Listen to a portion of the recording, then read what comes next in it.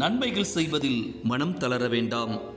புனித வின்சென்ட் தே பவுல் சபை, தூய செபஸ்தியார் கிளைச்சபை, பெரியநக்கரைப்பட்டியின் சார்பாக அனைவருக்கும் புத்தாண்டு வாழ்த்துக்களை தெரிவித்துக் கொள்கிறோம்.